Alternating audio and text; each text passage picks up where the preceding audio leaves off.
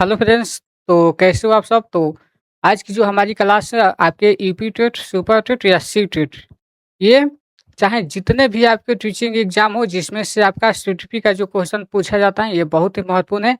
और ये 90% लोग जो है इस ट्रिक को नहीं जान पाते, जिनसे उनका 1 से 2 मार्क्स से उनका सी टेट हो चाहे यूपी टेट हो रह जाता है। तो देखिए, आज हम जो है इसमें कुल 9 वैज्ञानिक और ऐसा ये 9 वैज्ञानिक है जिनको बार-बार एग्जाम में ये रिपीट होते हैं, तो आज हम इनको बहुत जड़ से खत्म करेंगे।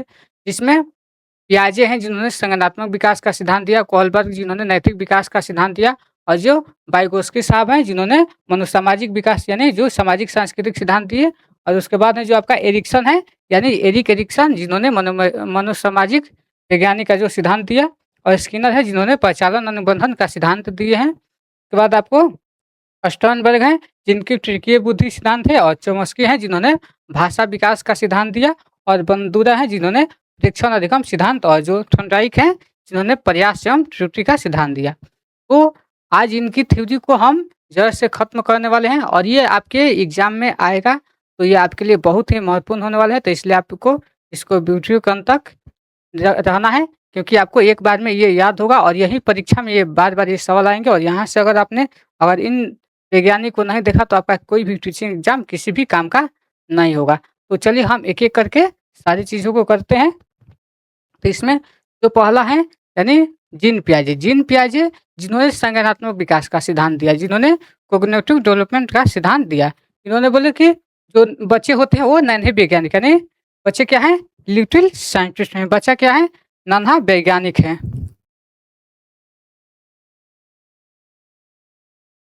और इन्होंने बताया कि जो सीखने का जो असली विज्ञान क्या है? विज्ञान आसान और मज़ेदार भाषा में है। क्या है? आसान और मज़ेदार भाषा में, यानी जिन्होंने लिटिल साइंटिस्ट यानी जिन्हें बच्चे को नन्हा वैज्ञानिक कहा। तो देखिए, ये ईपीटेट, सुपरटेट और सीटेट यानी किसी भी टीचिंग एग्जाम के लिए हैं। तो चलिए जीन पियाजे की थ्योरी को अच्छे से समझते हैं और स्टेप बाय स्टेप। तो देखिए, जो बच्चा होता है वो नन्हा वैज्ञानिक कौन बोलते हैं? ये जीन पियाजे बोलते हैं यानी child is a little scientist, यानी बच्चे जो होते हैं वो ज्ञान को रटते नहीं है। बार बार आपसे एनसीएफ में पूछा जाता है कि बच्चे को ज्ञान कैसे देना है, तो रोट लर्निंग में नहीं देना है। याद रखना है कि बच्चे ज्ञान को रटे नहीं, बल्कि क्या करे, उसका स्वयं निर्माण करे, यानी उसको खुद से अपने ज्ञान को, जो बच्चा है उस ज्ञान को अपना बिल्ड करे, यानी अपने ज्ञान को वो खुद से बना सकता है। कैसे? तो वो खोज करके। कैसे? जब बच्चा सक्रिय निर्माता, यानी जब बच्चा एक्टिव रहेगा, यानी एक्टिव बिल्डर है। क्या है? बच्चा सक्रिय यानी बच्चा खोज करता है, इसलिए बच्चे को नन्हा वैज्ञानिक कहा गया है। और ये कैसे करता है? तो अपने वातावरण के साथ, यानी जो उसका एनवायरनमेंट है, जो उसका पर्यावरण है, उसके साथ वो गतिविधि, यानी गतिविधि का मतलब क्या है? वो अपना एक्टिविटी करके सीखता है, यानी उसके साथ करके सीखता है। क्या है? वो अपना करके सीखना है, जो कि लर्निंग बाय डूइंग कहा जाता है, यानी करके सीखना। उसके बाद है आपका जैविक परिपक्वता। ये क्या है? बायोलॉजिकल मैच्योरेशन क्या है?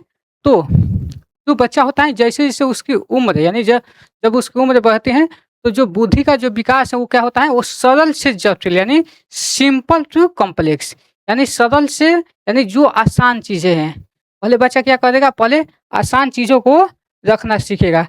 जब बच्चा के पास आसान चीज़ आएगी तो उसे धीरे-धीरे करते-करते वो जो जटिल चीज़ें हैं, जो कॉम्प्लेक्स चीज़ें हैं उसको भी वो सीख जाता है। देखिए, परीक्षा में जो इसका जो क्वेश्चन आता है, तो पियाजे और वाइगोत्स्की ये 2 चीज़ें, तो चलिए, और उसके बाद हम इनकी वाइगोत्स्की जो है इनकी थ्योरी भी अलग से करेंगे। तो देखिए, यही क्वेश्चन आपको एग्जामिनर फँसा देता है। तो आपको इसमें देखना है कि जो इसमें समानांता यानी जो समानता होती है, यानी जो सिमिलरिटी होती है, वो दोनों में क्या होती है? एक संरचनावादी है और एक बच्चे को एक्टिव मानते हैं। कौन बच्चा को संरचनावादी मानते हैं, यानी कौन बच्चे को कंस्ट्रक्ट मानते हैं और कौन बच्चे को एक्टिव मानते हैं। तो देखिए, जीन पियाजे यानी जो पियाजे हैं, ये पहले विचार, ये बोलते हैं जो पहले होता है क्या होता है? पहले विचार होता है, यानी बच्चे का जो पहले विचार है क्या है? उसके माइंड में क्या है? वो पहले विचार आता है, यानी उसके माइंड में सबसे पहले थॉट आएगा, उसके बाद लैंग्वेज आती है। याद रखना है। और जो वाइगोत्स्की है वो कहते हैं कि नहीं, पहले भाषा आती है और फिर विचार आता है। और उसके बाद है जैविक परिपक्वता को महत्व दिए। ये किसको दिए हैं? तो ये मैच्योरेशन को, यानी जो बायोलॉजिकल जो मैच्योरेशन होते हैं उनको महत्व दिए हैं। और ये बोलते हैं लेव वाइगोस्की कि बच्चा होता है वो सामाजिक अंतःक्रिया करके सीखता है, यानी किससे सीखता है? अपने समाज से सीखता है। किससे सीखता है? तो बच्चा अपने समाज से सीखता है। ये पूरा समाज पे बोल देते हैं।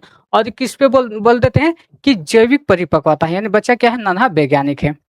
उसके बाद है समाज, संस्कृति और भाषा को ये महत्व नहीं देते हैं।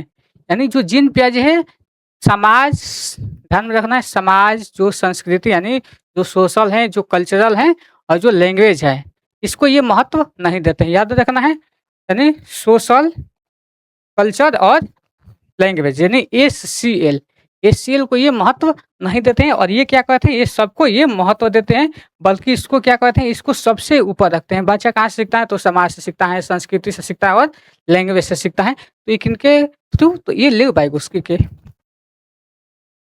चलिए, उसके बाद है हम जीन पियाजे को देख रहे हैं। उसके बाद है जो बच्चे का जो ज्ञान का जो फॉलोअर होता है, यानी वो क्या होता है? स्कीमा। स्कीमा की बात करें तो स्कीमा जिससे बच्चे का जो माइंड है, क्या है? बच्चे का जो दिमाग है, यानी स्कीमा। स्कीमा क्या है? तो देखिए ये जो है ये हमारी सोच और मानसिक संरचना, यानी जो बच्चे की जो सोच होती है, यानी जो मेंटल जो स्ट्रक्चर होता है उसका एक ब्लॉक से है।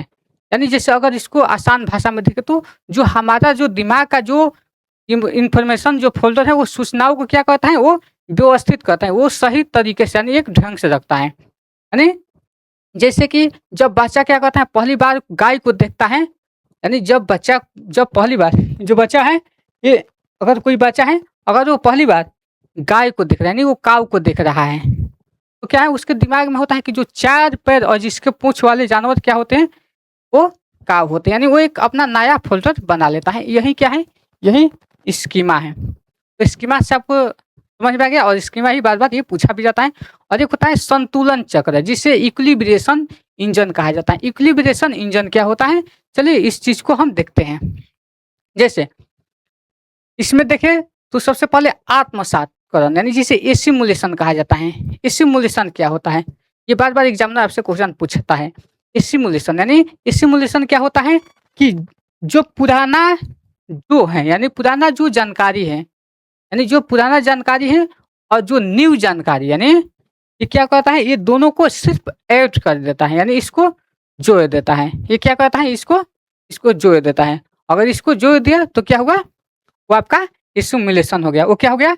जैसे जिस यहाँ पे ऊंची पीठ वाला घोड़ा, यानी जो हर्ष है, यानी इस पे क्या करा है? इस पे वो अपना इस पे दिमाग को क्या किया? इस पे सिर्फ जोड़ दिया, यानी इसमें चेंज नहीं किया, इसमें चेंज नहीं किया।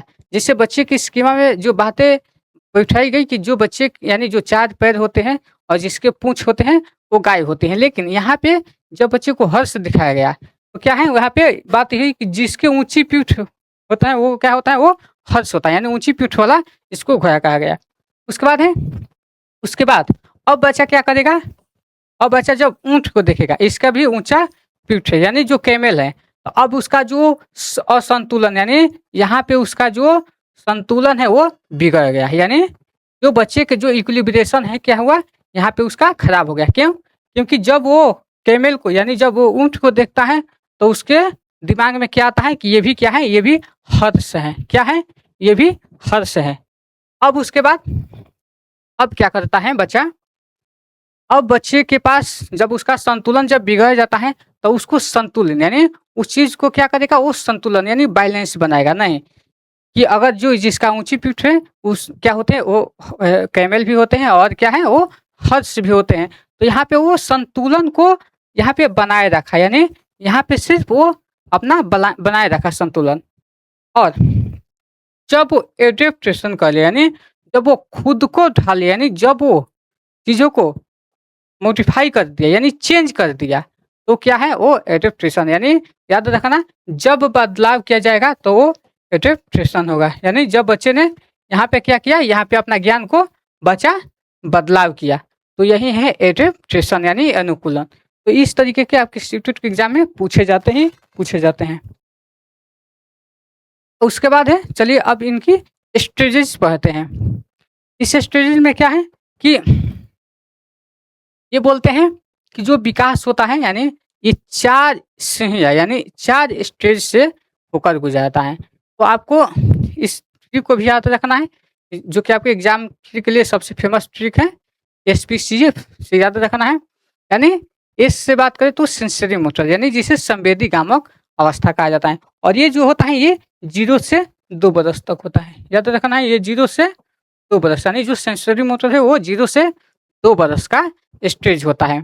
उसके बाद है पूर्व संक्रियात्मक अवस्था यानी जिसे पी से यानी pre operational stage. Pre operational stage क्या होता है? ये 2 से 7 बरस होता है। ये क्या होता है? ये 2 से 7 बरस होता है। और देखिए ये स्टेजेस कई बार आपसे क्रम में पूछ लेता है। कई बार ये एग्जाम में आया हुआ है कि एसपीसीएफ यानी इस सीक्वेंस में आपको लगा देना है। तो उसके बाद है थ्री, जो तीसरा स्टेज है इसमें है मूर्त संक्रियात्मक अवस्था जिसे कंक्रीट ऑपरेशनल स्टेज कहा जाता है, जो कि 7 से 11 वर्ष का होता है।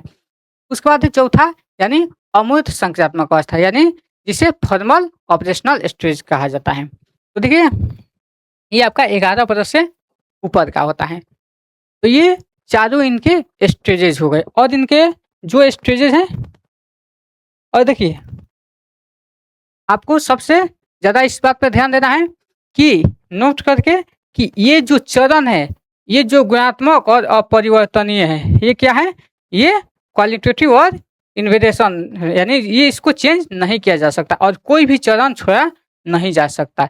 याद रखना है ये लाइन बहुत ही महत्वपूर्ण है। ये पियाजे के अनुसार है। चलिए अब हम बात करते हैं जो एस यानी जिसे सेंसरी मोटर स्टेज कहा जाता है, जो कि 0 से 2 बरस होता है। और ये क्या होता है? यहाँ पे बच्चा अपने सेंसर से सीखता है यानी कभी इसे संवेदी कामक कहा जाता है, कभी इंद्रिय जनित कामक अवस्था कहा जाता है। तो आपको सेंसरी मोटर से याद रखना है। तो देखिए इसमें क्या है कि इसमें जो होता है बच्चा अपने इंद्रियों से यानी अपने सेंसेस से सीखता है। सेंसेस क्या है? वो छू कर, टच करके, स्मेल करके इस तरीके से उस चीज़ों को देखकर और सीखता है। यानी यहाँ पे है कि इंद्रिया ही शिक्षक है यानी जो उसके सेंसेस हैं वो क्या है? वो बच्चे के क्या है? वो टीचर है यानी शिक्षक है। जैसे जब बच्चा देखता है यानी अपनी आँखों से जब बच्चा देखता है, जब अपने कान से सुनता है और जब नाक से वो क्या करता है? वो सूंघता है यानी इसमें और उसका जो क्या हो ये शारीरिक क्रियाओं से ये सीखता है। तो ये क्या हो गया? और उसके बाद है जो चखकर यानी टेस्ट करके यानी जीभ से। तो ये क्या हो गया? इसी को बोलते हैं इंद्रिया और ये क्या है? बच्चे के शिक्षक हैं। तो याद रखना है ये इंद्रिया ही शिक्षक है इसलिए बच्चा उस इंद्रियों से सीखता है। और इसमें जो है एक आपसे ये क्वेश्चन भी पूछ सकता है कि लक्ष्य निर्धारित व्यवहार जिसे गोल डायरेक्टेड बिहेवियर कहा जाता है। इसमें क्या होता है? बिना सोचे समझे हाथ पैर मारने से लेकर यानी जब बच्चा बिना कुछ सोचता है, बिना कुछ सोचे समझे वो हाथ पैर मारने से लेकर जानबूझकर खिलौने पकड़ने तक का सफर को क्या बोलते हैं? लक्ष्य निर्देशित व्यवहार जिसे गोल गोल डायरेक्टेड बिहेवियर कहा जाता है। यानी बच्चा तो कुछ सोचता समझता है नहीं और उससे क्या करता है? हाथ पैर मारने से लेकर वो जानबूझकर खिलौने पकड़ने तक का सफर कहलाता है लक्ष्य निर्देशित व्यवहार। तो ये बार बार एग्जाम में आता है कि जो गोल डायरेक्टेड बिहेवियर जो है वो किस स्टेज में आता है। तो आपको इस तरीके से इस थ्योरी को अच्छे से समझना होगा क्योंकि ये सेंसरी मोटर स्टेज में है। तो इस तरीके के क्वेश्चन आपको यहाँ से एग्जामिनर क्वेश्चन को थोड़ा सा करेगा तो आपको परेशान नहीं होना है। उसके बाद है वस्तु अस्थायित्व, सबसे इम्पोर्टेंट ये है और आपका ये भी है। तो देखिए जो ऑब्जेक्ट परमानेंस है, ऑब्जेक्ट परमानेंस क्या होता है? यानी बच्चों को आंखों के सामने ओझल होने के बाद वो चीज़ों को खोज लेता है। जैसे यहाँ पे अगर आप देख रहे हैं कि यहाँ पे जो टॉल है, अगर इसमें अगर किसी कंबल से जब बच्चे को जब उस टॉल को जब छिपा दिया जाता है तो बच्चा क्या करता है? उस कंबल को उठाकर वो छिपी हुई चीज़ों को खोज लेता है। यानी उसके अंदर क्या समझ आ गया है? तो उसके अंदर वस्तु अस्थायित्व का समझ आ गया है। बच्चे के अंदर क्या आ गया है? अगर इस तरीके की आपके घर में अगर बच्चा कर रहा है तो समझ लीजिए अगर वो बच्चा 0 से 2 बरस के बीच में है तो उसमें कौन सा गुण आ गया है? तो ऑब्जेक्ट परमानेंस। अगर यहाँ से देखिए सेंसरी मोटर से आपसे यही 2 क्वेश्चन बार बार एग्जामिनर इससे पूछता है, इससे आपसे इससे ज़्यादा कोई भी क्वेश्चन नहीं आएगा। चलिए उसके बाद है पूर्व संक्रियात्मक अवस्था, जिसे प्री ऑपरेशनल स्टेज कहा जाता है, जो कि 2 से 7 बरस का होता है। ये क्या होता है? ये 2 से 7 बरस में। इसमें क्या होता है, बच्चा 2 चीज़ में आता है। जैसे एक बच्चा जीववादी हो जाता है और एक होता है केंद्रीकरण। तो देखिए जीववाद में यानी एनिमिज्म है। एनिमिज्म क्या होता है, जो बार-बार ये क्वेश्चन भी आया है। एनिमिज्म याद रखिएगा कि ये प्री ऑपरेशनल स्टेज में आता है, जो कि 2 से 7 बरस का। जब बच्चा 2 से 7 बरस के बीच में जब आता है, तो वो क्या होता है, वो एनिमिज्म हो जाता है, यानी वो निर्जीव वस्तु को जीवित मान लेता है। यानी जैसे अगर ये देखिए ये लोहे का स्टूल है और इसमें अगर उस कहीं उसको तोड़ दिया गया, तो बच्चा उसको मरहम पट्टी कर देगा। क्या करेगा? उसको पट्टी यानी मरहम पट्टी, उसको लगता है कि उसको चोट लग गया है, तो क्या है, वो क्या करेगा, वो ज़मीन को भी मारने पे आप देखे होंगे कि अगर बच्चा गिर जाता है और जब बच्चा गिरता है उसको चोट लग जाती है, तो उसकी मम्मी अपने पैर से उस ज़मीन को मारती है, तो बच्चा चुप हो जाता है। यानी बच्चा क्या है, वो जीवाद है, यानी बच्चा एनिमिज्म है, यानी क्या है, वो निर्जीव वस्तु को वो जीवित मान लेता है। ये क्लियर हो गया? उसके बाद है केंद्रीकरण यानी सेंट्रेशन। वो क्या करता है, सिर्फ एक चीज़ पे फोकस करता है, यानी वो किसी एक वस्तु पे क्या कर रहा है, वो फोकस करता है, यानी वो सिर्फ एक ही चीज़ पे। चलिए वो एक चीज़ क्या है? तो देखिए अगर यहाँ पे एक चीज़ की बात करें, तो वहाँ पे उसको लगता है कि शेप और साइज़ के आधार पे क्या है, वो चीज़ है मतलब अगर शेप और साइज़ बढ़ा दिया जाता है, तो वो जो शेप और साइज़ में जो लंबी चीज़ है यानी जो बड़ी चीज़ है उसमें बड़ी चीज़ आती है, यानी मात्रा जो उसकी मात्रा है वो बढ़ जाती है, उसको ये लगता है। चलिए उसके बाद है एक होता है अहम केंद्रित, जिसे ईगोसेंट्रिज्म कहा जाता है। ईगोसेंट्रिज्म क्या होता है, यानी अहम केंद्रित क्या होता है? तो बच्चा सोचता है कि मुझे जो पसंद है वो पूरी दुनिया को पसंद है, यानी वो दूसरे का नज़रिया नहीं समझता है। यानी तो बच्चे को क्या लगता है कि तो अगर जिस चीज़ को मैं देख रहा हूँ, वही चीज़ को क्या है, वही चीज़ को पूरा दुनिया देख रहा है। यानी उसको लगता है कि जो मैं हूँ वही मैं हूँ, यानी मैं ही सब कुछ हूँ। तो ये आपका 2 से 7 यानी जो प्री ऑपरेशनल स्टेज में होता है।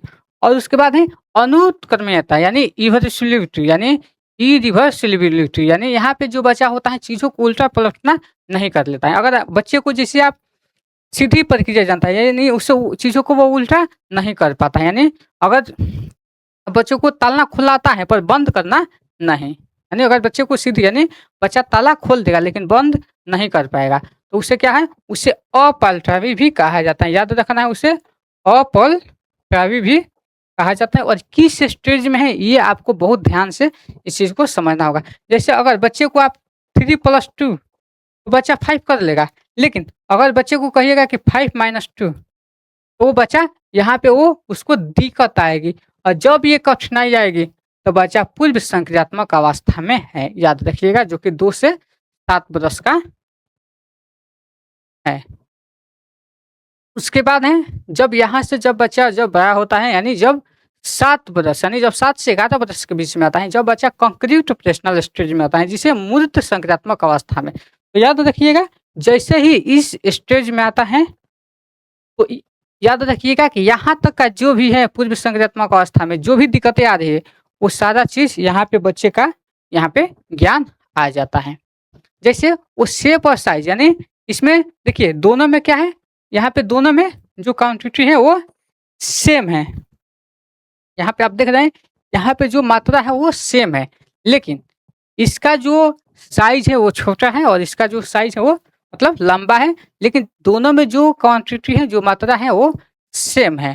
तो यहाँ पे बच्चा मूर्त संक्रियात्मक अवस्था में यानी जब कंक्रीट में आ जाएगा, तो यहाँ पे बच्चे को दिक्कत नहीं आएगी। लेकिन अगर यही पूर्व संक्रियात्मक अवस्था यानी जो प्री ऑपरेशनल स्टेज है, यहाँ पे बच्चे की दिक्कतें आएगी ही आएगी। तो चलिए यहाँ पे क्या है, संरक्षण, यानी यहाँ पे जो कंजर्वेशन है, यानी यहाँ पे वो हासिल कर लेता है। यानी अब बच्चा समझता है कि जो आकार बदल दिया जाता है, यानी अगर आकार बदलने पे जो उसकी मात्रा है वो सेम रहेगी।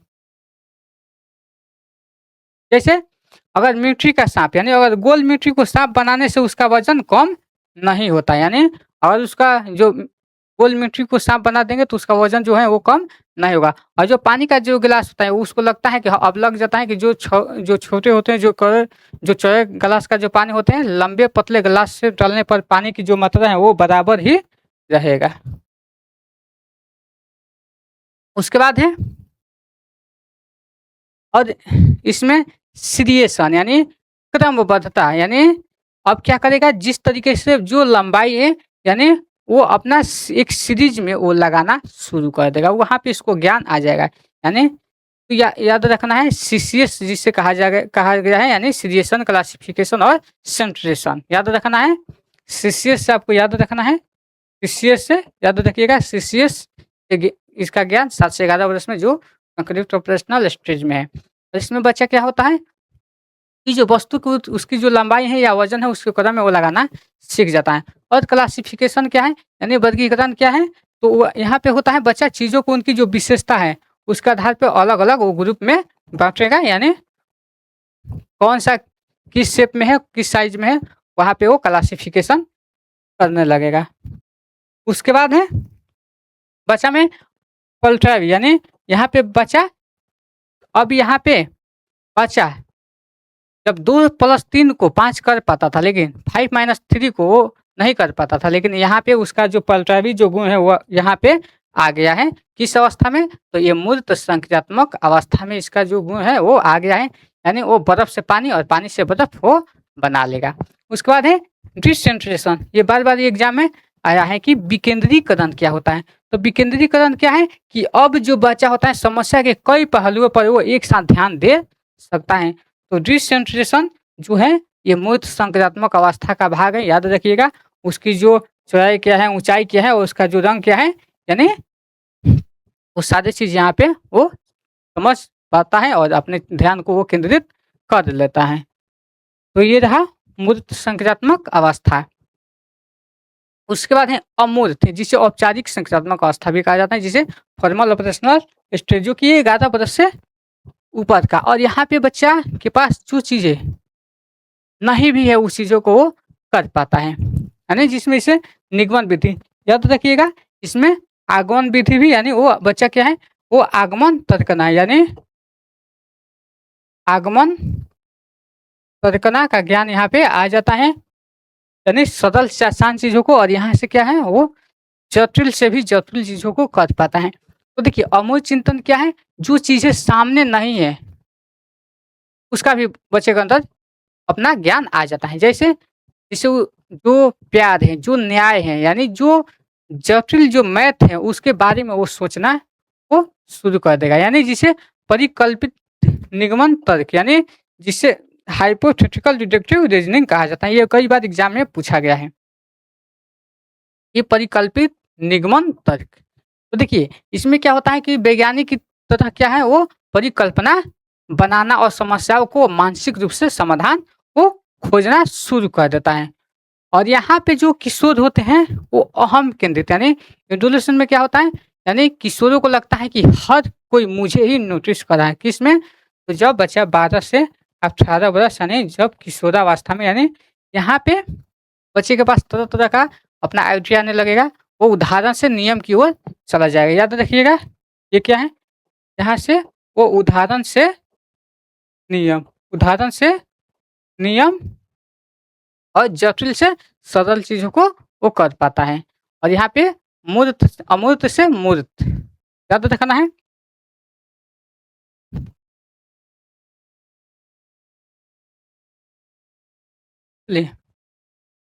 यहाँ पे क्या है, खुद से बातें करना, ज्ञान है या अज्ञान, यानी द सेल्फ टॉक ट्रैप। ये क्या है, एक रूसो थे, रूसो इंस्टीट्यूट का मजेदार प्रयोग। पियाजे ने मतलब कि 100+ जो पियाजे थे, तो याद रखना है कि जो जिन पियाजे हैं इन्होंने 100+ बच्चों को एक कमरे में रखा और उन्होंने देखा कि इतनी भीड़ में बच्चे एक दूसरे से नहीं बल्कि खुद से बातें कर रहे थे। जो जिन पियाजे थे इन्होंने एक कमरे में 100 से भी ज्यादा बच्चों को क्या किए, एक कमरे में बंद किए। और ये मतलब कि देखिए कि जो बच्चे हैं वो एक दूसरे से बात नहीं कर रहे हैं, क्या कर रहे हैं, वो खुद से बातें कर रहे हैं, वो खुद से करके सीख रहे हैं।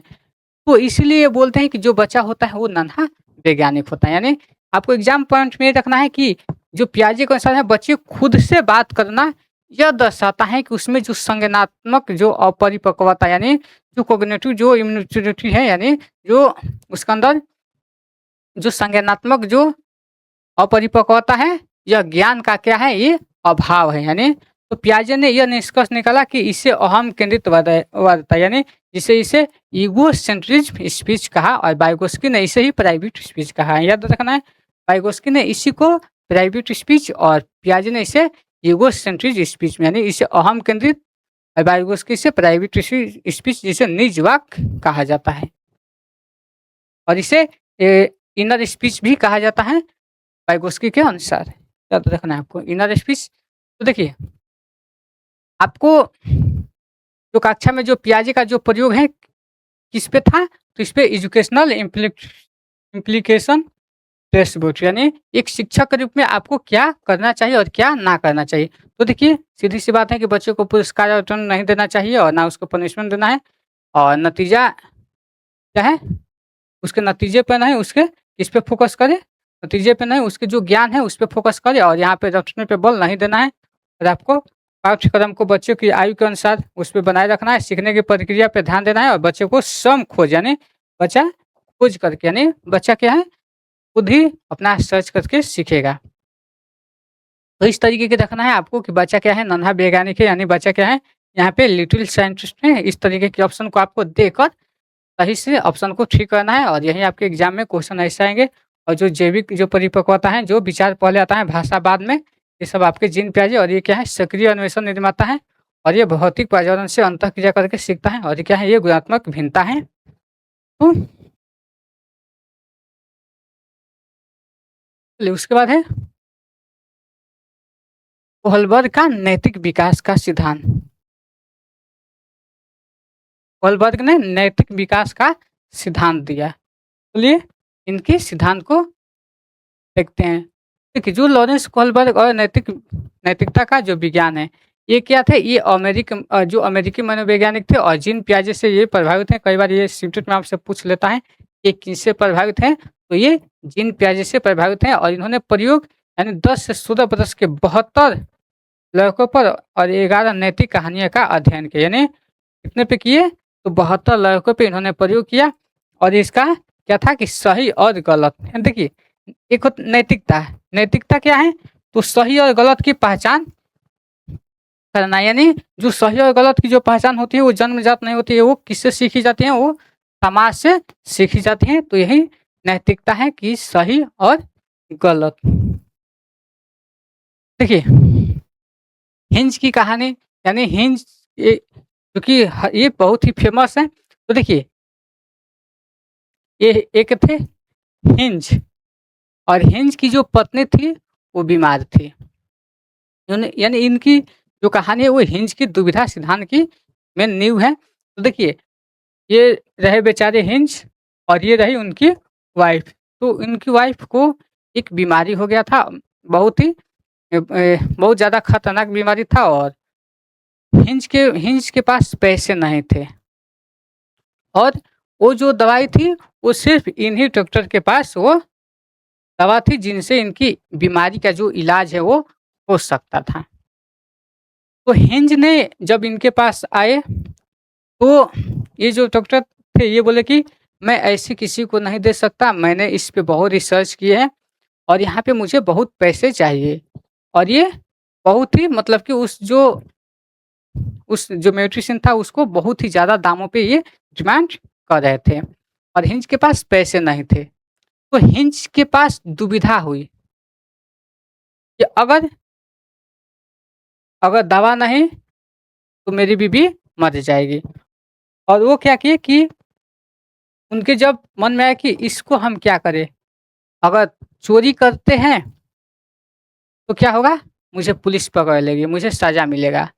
अगर चोरी नहीं करते हैं तो मेरी बीवी मर जाएगी। और उनके अंदर नैतिक दुविधा। तो चलिए नैतिक दुविधा क्या, तो आप लोग बताइए कि आप लोग कमेंट करके बताइए कि हिंज को क्या करना चाहिए। तो भाई अगर चोरी नहीं करता हूँ तो मेरी बीवी मर जाएगी, अगर चोरी करता हूँ तो मुझे पुलिस पकड़ लेगी। तो देखिए हिंज के पास नैतिक दुविधा यानी जिसे मोरल डिलेमा कहा जाता है। तो क्या हिंज ने सही किया?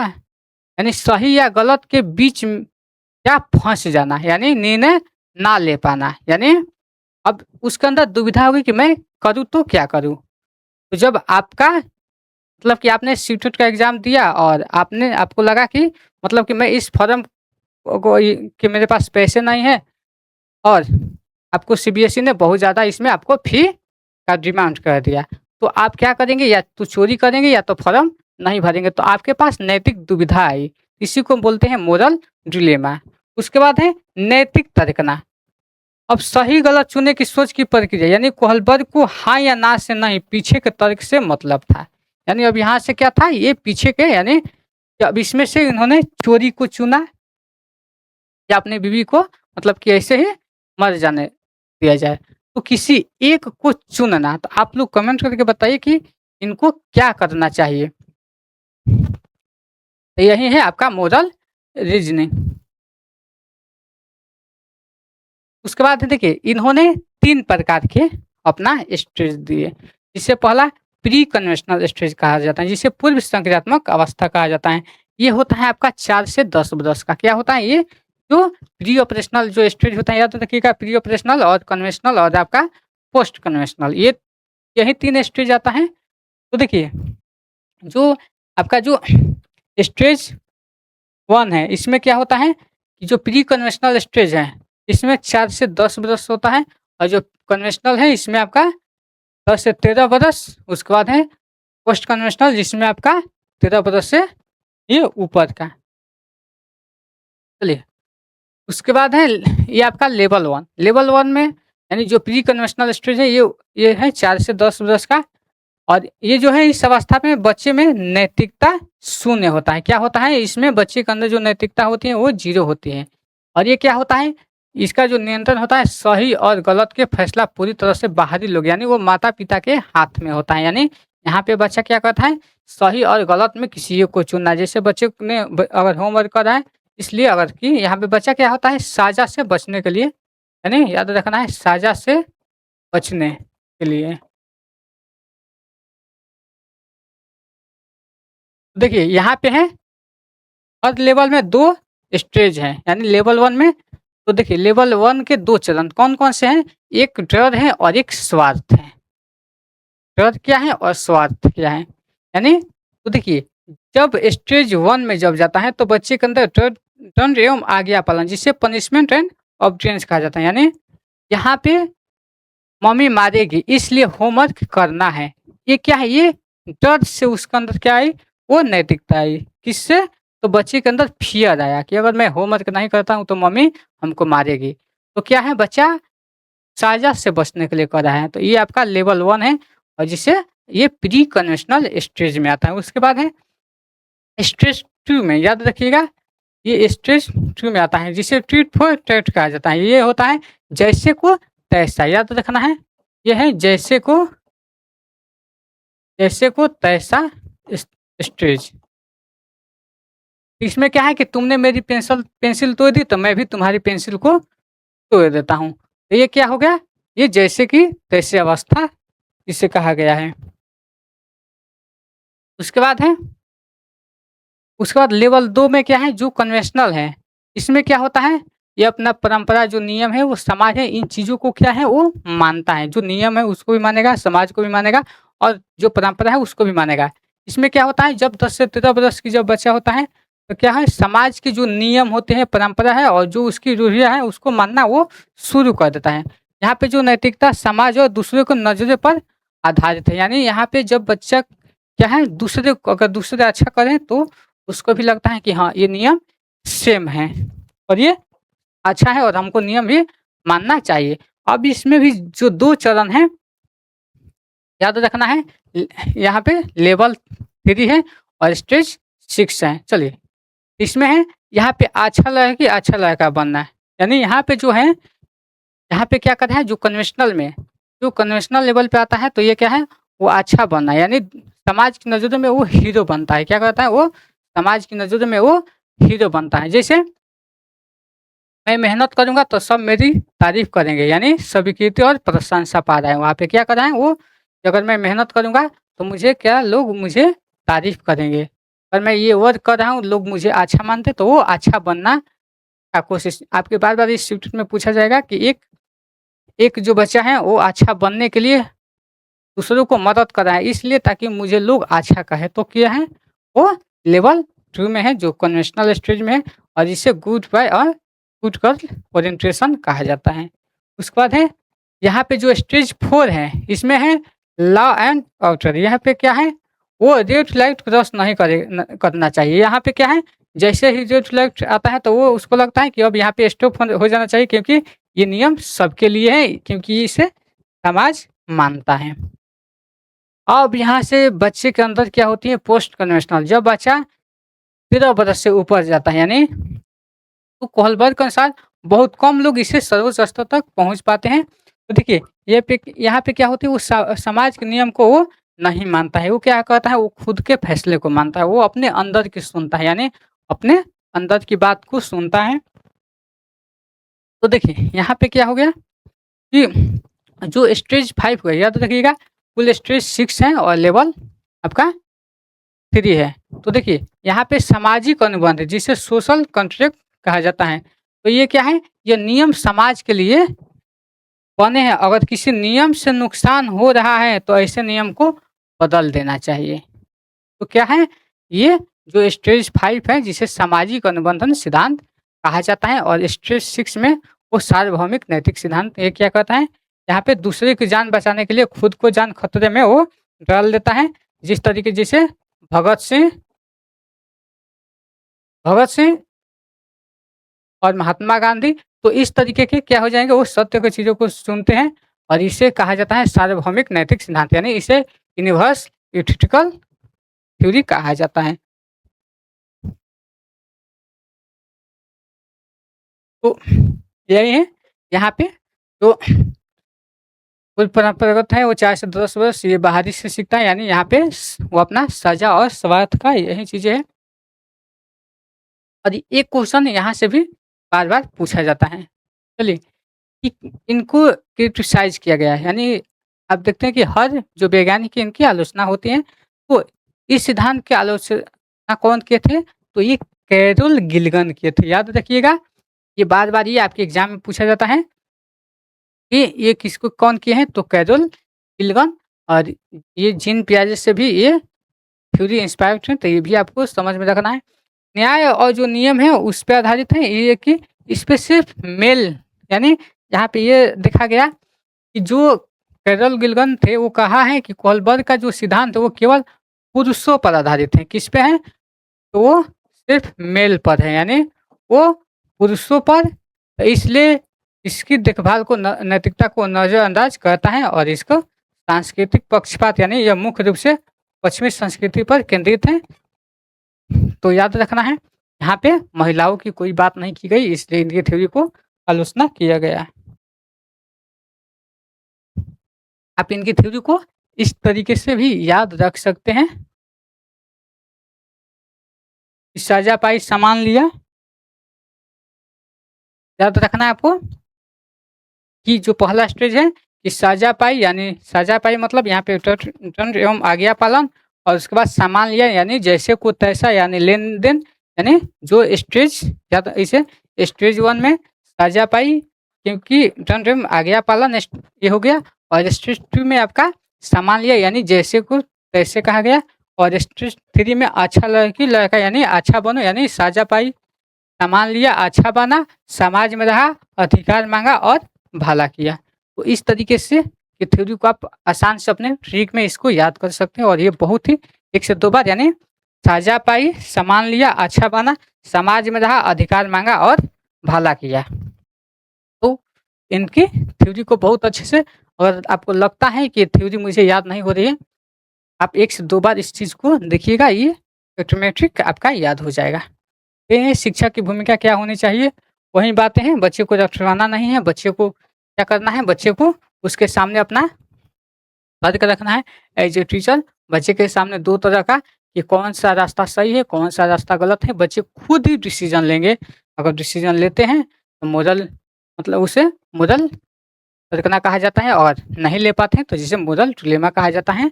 तो आपके पास बच्चे के पास समस्या रखिए, बच्चा खुद ही चीज़ को रखेगा और इसमें याद रखिएगा एग्ज़ाम में आपको नैतिक विकास के जनक लॉरेंस कोहलबर्ग हैं और ये जो विकास की दिशा होती है वो विशिष्ट से समान होती है यानी स्पेसिफिक टू जनरल। और ये क्या है, ये 72 लड़के और 11 कहानियाँ यानी हिंज की, जिसमें एक दुविधा है और ये 3 स्तर हैं और 6 इसके चरण हैं। याद रखिएगा लेवल 3 है और स्टेज 6 है और इन्होंने सही गलत के बीच तर्क करने की प्रक्रिया बताई है और इसके आलोचक कौन थे? तो कैरल गिलगन थे, यानी देखभाल बनाम न्याय, यानी ये जेंडर बायस हैं इसलिए इनकी थ्योरी को क्रिटिसाइज़ किया गया था। ये उसके बाद है हमारा जो तीसरा थे लेव वाइगोस्की, यानी लेव वाइगोस्की क्या थे? ये बोलते हैं कि जो बचा है वो समाज सांस्कृतिक सिद्धांत। ये क्या है? ये सामाजिक सांस्कृतिक सिद्धांत है। इसको आपको यहाँ पे अच्छा से देखना है। यहाँ पे क्या है? रचना माना है। तो देखिए वाइगोस्की कौन थे? तो ये सीखने के मास्टर आर्किटेक्ट थे। ये बोलते हैं कि बच्चा क्या है? अकेले सीखना मुश्किल है। बच्चा अकेले नहीं सीख पाता है। बच्चा जो है उस चीज़ों को अकेले नहीं सीख पाता है। कैसे सीख पाता है? वो सीखना क्या है? एक टीम सपोर्ट है। यानी जब बच्चा अपने टीम के साथ करते हैं, यानी जो वाइगोस्की थे ये रूसी मनोवैज्ञानिक थे और इनके अनुसार जो बच्चा होता है वो सीखता है किससे? तो समाज और दूसरों की सहायता यानी हेल्प से सीखता है। बच्चा कैसे सीखता है? तो समाज से और दूसरों की हेल्प से सीखता है, यानी जिसे सामाजिक सांस्कृतिक सिद्धांत कहा जाता है। और इनका जो सिद्धांत है सामाजिक सांस्कृतिक, ये विकास का सिद्धांत है जिसे सोशियो कल्चरल थ्योरी कहा जाता है। याद रखिएगा SCT यानी सोशियो कल्चरल थ्योरी, याद रखिएगा SCT। बाद है इनके जो वाइगोस्की के 3 जादुई पिलर कौन-कौन है? तो देखिए चलिए अच्छे से, लोग दोस्त शिक्षक कौन है? तो लोग दोस्त शिक्षक ये क्या है? ये जिसे समाज है यानी जो सोसाइटी है और जो लैंग्वेज है यानी जो भाषा है और जो संस्कृति यानी कल्चरल है। तो यहाँ पे जो समाज है, समाज से बच्चे को क्या? दोस्त, लोग अपना, शिक्षक ये मिल गए। भाषा से क्या मिल गया? सोचने और बात करने का वो बच्चे का औजार, यानी उसके बाद है संस्कृति से नियम, मूल्य और जो परंपराएँ हैं, ये तीनों क्या है? ये गियर मिलकर है कि जो बच्चे के दिमाग को संज्ञानात्मक विकास को ये चलाते हैं। तो आपको जहाँ भी स्टेटमेंट में इस तरीके का ऑप्शन दिखे समाज, सांस्कृतिक, भाषा, तो ये इसको वाइगोस्की के साथ आपको आँख बंद करके टिक लगा देना है। और वाइगोस्की की जो पक्की जीत, यानी ये बोलते थे कि जो भाषा है वो पहले आती है और विचार बाद में। क्या है? भाषा पहले यानी लैंग्वेज पहले और विचार बाद में। और पियाजे बोलते हैं कि नहीं, विचार पहले और भाषा बाद में। तो आपको कन्फ्यूज़न नहीं रखना है। चलिए, भाषा ही हमारे विचार को दिशा देती है और संज्ञानात्मक विकास को ये आसान और ये सुगम बनाती है। याद रखना है जो भाषा है ये इंजन है और जो विचार है इसका क्या है? तो याद रखना है कि जो भाषा है यानी जो लैंग्वेज है वो पहले आता है और विचार बाद में। तो इस तरीके से याद रखना है कि लैंग्वेज क्या है? इंजन है और बाकी जो टर्बा क्या है? वो विचार है और पियाजे इसका ठीक उल्टा मानते हैं। चलिए उसके बाद है, चलिए एक होता है आपका, ये बोलते हैं कि बिना मदद के कोई पास नहीं होता है। जैसे MKO यानी जिसे मोर नॉलेजेबल अदर, ये क्या होता है? और एक होता है ZPT जो कि वाइगोस्की दिए हैं यानी संपस्त विकास का क्षेत्र, और एक होता है स्कैप फोल्डिंग यानी प्राय या ढांचा। तो आप ये देखिए जो बच्चे के जो वर्तमान स्तर है यानी जब बच्चा अकेला है, यानी जहाँ तक बच्चा क्या है? अकेला आ गया है, और जो मोर नॉलेजेबल जैसे इसमें आपके माता पिता शिक्षक ये सब इसमें आ जाएंगे, माता पिता और शिक्षक। और इसके बीच का जो हेल्प है यही आपका एस्केप फोल्डिंग, यानी क्या है? ये टेम्परेरी हेल्प है, यानी जो बच्चे को हेल्प दिया जाता है अस्थायी हेल्प। और जेड भी क्या है? ये हेल्प है, यानी वाइगोस्की कहते हैं कि बच्चा खुद से सब कुछ नहीं सीख सकता है, उसे एक गाइड और एक रास्ते की जो ज़रूरत होती है। यानी जो जेड है यानी जो MKO है, यानी बच्चा क्या है? वो समाज से सीखता है। जहाँ पे समाज दिखे आपको उस ऑप्शन को टिक लगा देना है। तो यहाँ पे जो है जो एमकेओ है यानी जो मोर नॉलेजेबल जो ऑथर है वो कौन हो जाएंगे? तो आपके अध्यापक हो जाएंगे यानी टीचर हो जाएंगे, दोस्त हो जाएंगे यानी पीयर हो जाएंगे, या आपका चाहे छोटा भाई हो या बड़ा भाई हो, सीधी सी बात है।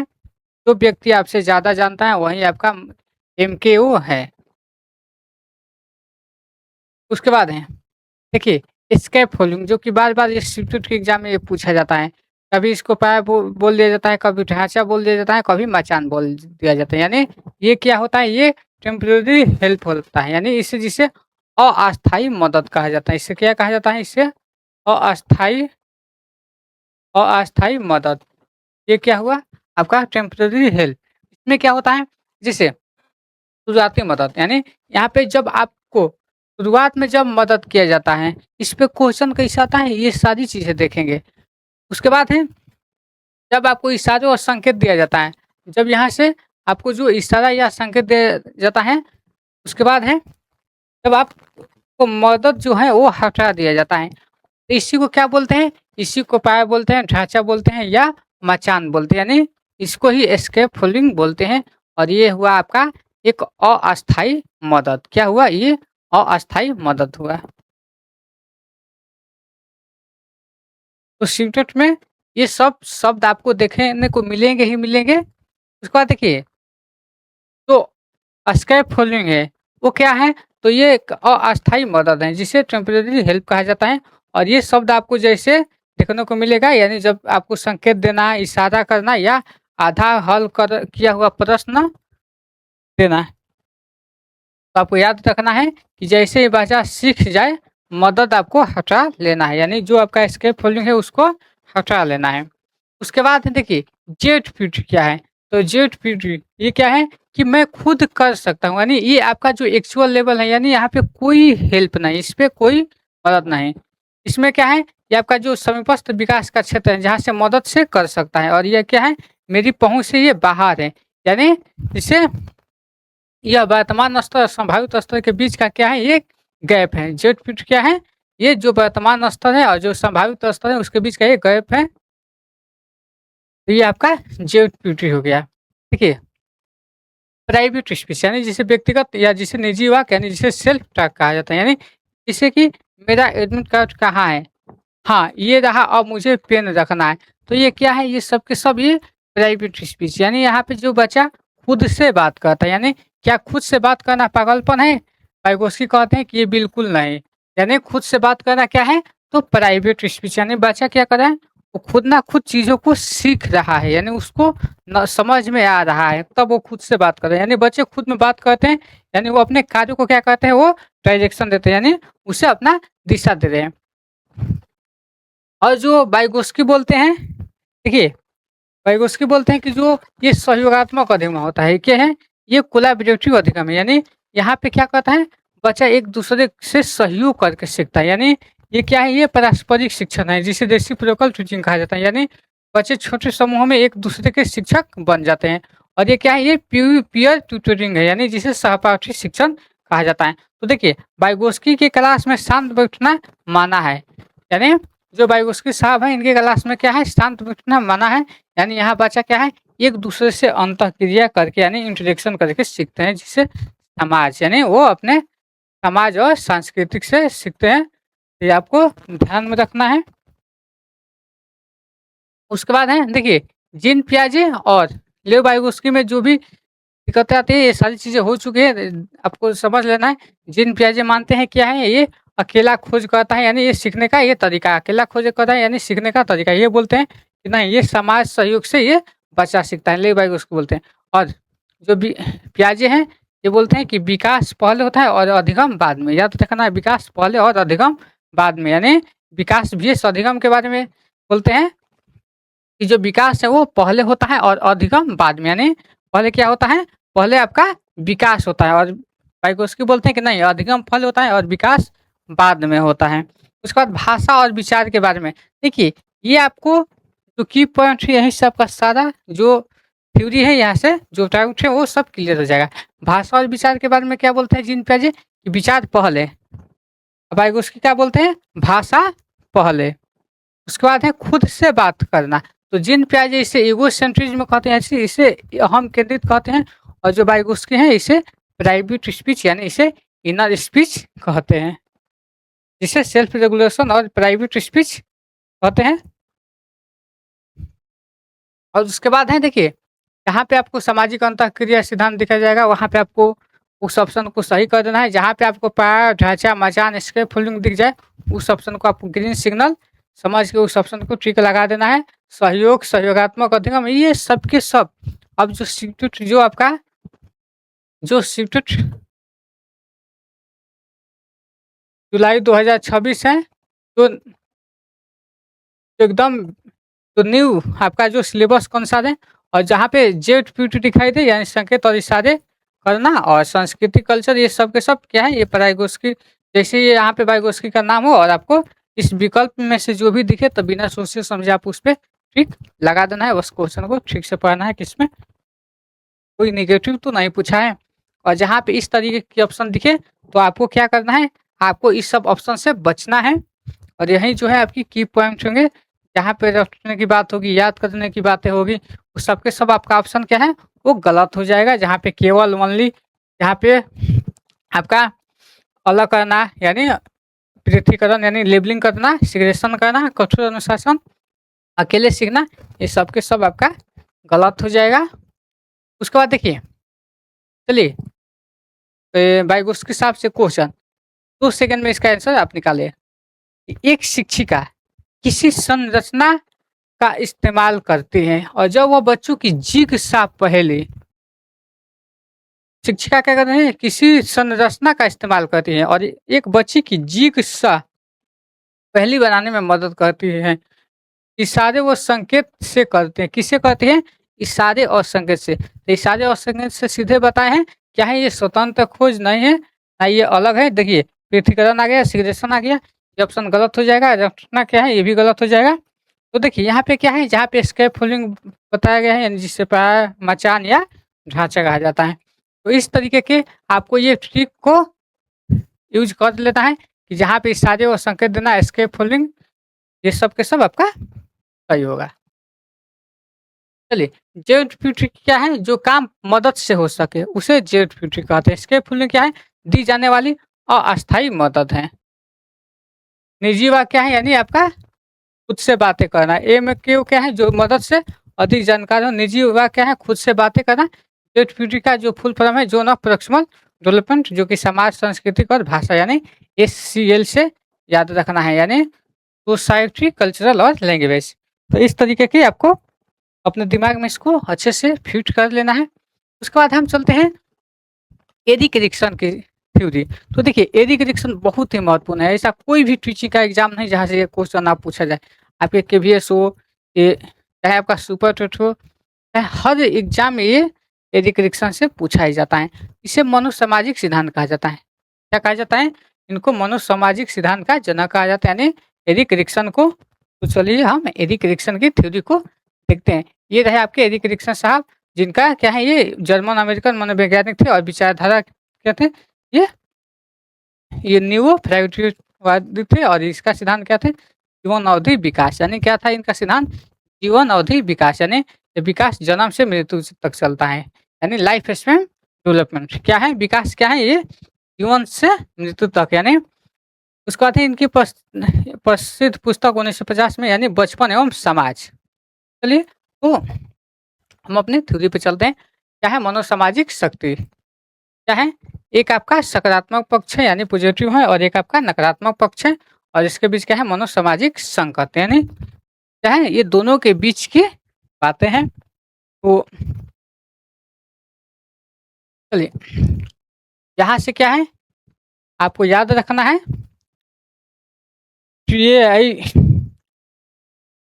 इसको इस ट्रिक से आप इसको याद कर सकते हैं। चलिए अब एक एक करके, यानी चलिए एक एक करके इनकी थ्योरी को देखते हैं।